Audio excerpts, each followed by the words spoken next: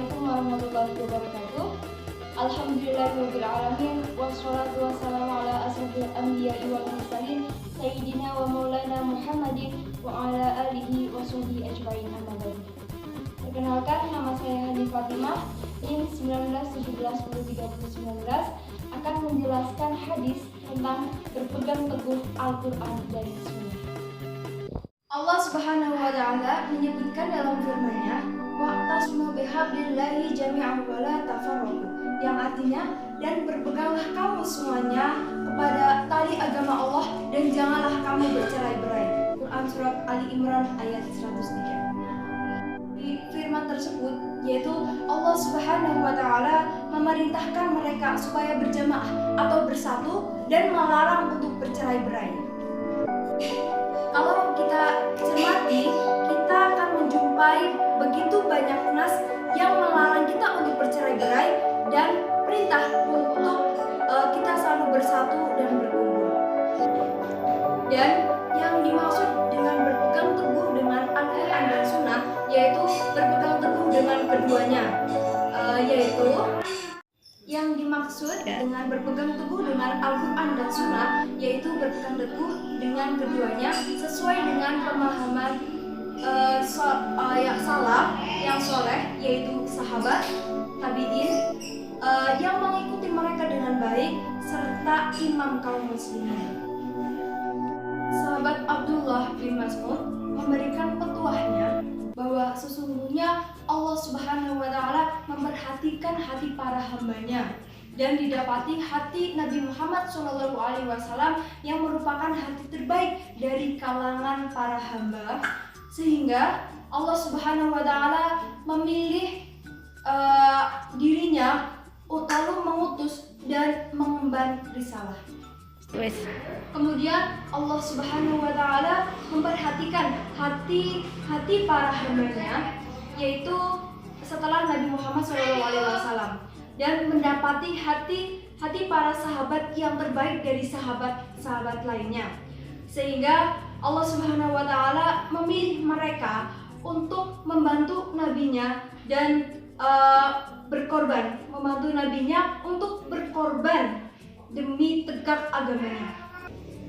Dalam kesempatan lain, beliau menegaskan, barang siapa yang ingin mengambil suri tauladan, hendaklah kalian mengambil dari orang yang telah meninggal. Sebab jika mengambil dari orang yang masih hidup, mereka tidak akan selamat dari fitnah yang menimpa.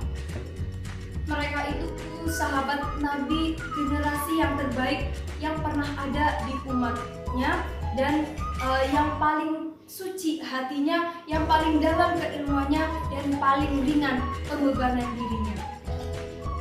Allah Ta'ala memilih mereka untuk menemani nabinya dan untuk menegakkan agamanya. Maka ketahuilah oleh kalian keutamaan mereka, lalu ikutilah jalan hidupnya dan berpegang teguhlah kepadanya sesuai kemampuan kalian, mulai dari akhlaknya dan perjalanan hidupnya, karena sesungguhnya mereka berada di atas petunjuknya dan berada di jalan yang lurus. Ada banyak ayat dan hadis yang menyuruh dan mendorong kita untuk berpegang teguh Al-Quran dan Sunnah. Dengan berpegang teguh Al-Quran dan Sunnah bisa menjadi penjaga seorang hamba dari kesesatan dan sebagai petunjuk kebenaran baginya. Yang diriwayatkan oleh Imam Muslim dan Al-Hakim dari Jabir bin Abdullah radhiyallahu anhu, beliau menceritakan bahwa Rasulullah SAW pernah bersabda, ini hadisnya, qala Rasulullah SAW, "Laqad taraktu fikum ma lan tadillu ba'dahu in i'tasamtum bihi kitaballahi wa sunnatan nabi." Nah, sesungguhnya aku telah meninggalkan kalian sesuatu yang tidak akan menjadikan kalian tersesat selagi kalian berpegang kepadanya, yaitu Al-Quran dan Sunnah Nabinya. Hadis riwayat Muslim nomor 1218. Barang siapa yang mau berpegang teguh oleh agamanya yang dibawa oleh Nabi Muhammad SAW dan para sahabatnya dan sunnah Khulafaur Rasyidin, dirinya akan terhindar dari kesesatan. Manakala kita berpegang teguh atau fadilah manakala kita berpegang teguh kepada Al-Quran dan Sunnah, yang pertama, dengan berpegang teguh Al-Quran dan Sunnah, seorang hamba terhindar dari fitnah kesesatan.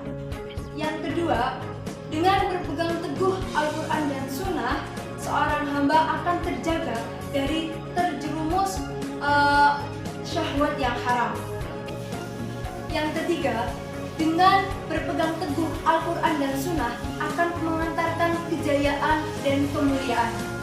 Yang keempat, dengan berpegang teguh Al-Quran dan Sunnah akan terbongkar tipu daya dan pintu-pintu setan akan terbongkar. Yang kelima, dengan berpegang teguh Al-Quran dan Sunnah akan membawa ketenangan dan ketentraman hati. Yang keenam, dengan berpegang teguh Al-Quran dan Sunnah akan sebagai bukti warasnya otaknya dan lurus fitrahnya. Dan fadilah yang terakhir, yang ketujuh, yaitu dengan berpegang teguh Al-Quran dan Sunnah sebagai benteng untuk tidak terjatuh dalam bid'ah dan perkara baru dalam agama. Ya, itulah penjelasan dari saya tentang hadis berpegang teguh Al-Quran dan Sunnah. Bila banyak kesalahan dalam bertutur kata atau sebagainya, saya mohon maaf yang sebesar-besarnya. Dan jangan lupa like, comment, and subscribe channel YouTube saya. Dari saya, wallahu muwaffiq ila aqwamit thoriq. Wassalamualaikum warahmatullahi wabarakatuh.